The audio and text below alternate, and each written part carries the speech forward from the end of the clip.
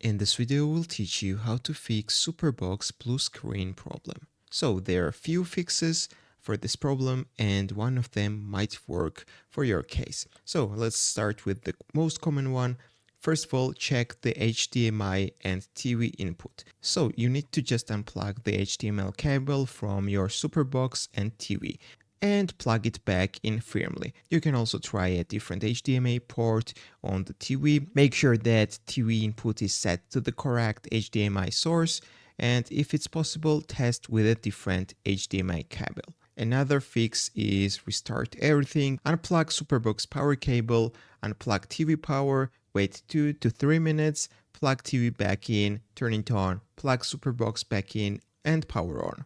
This clears temporary firmware crash. If this is still unhelpful, now you can do another thing. You can fix the resolution, which is also a very common problem. Blue screen often happens when SuperBox resolution is not supported by your TV.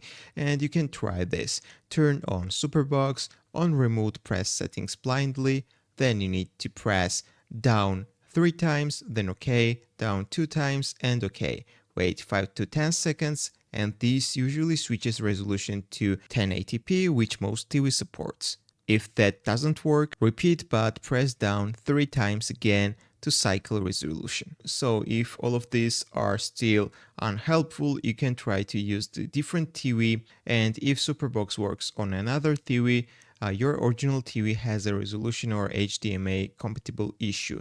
Use 1080p only, avoid HDMI 2.1 ports if available. You can also do a factory reset to your SuperBox. So if it stays blue no matter what, you can use the first method. To factory reset, you need to hold power button for 10 to 15 seconds, select factory reset if menu appears. There is also another method. You can unplug power, hold reset button, plug power back in while holding reset, release after logo appears. This delayed settings but keeps system firmware.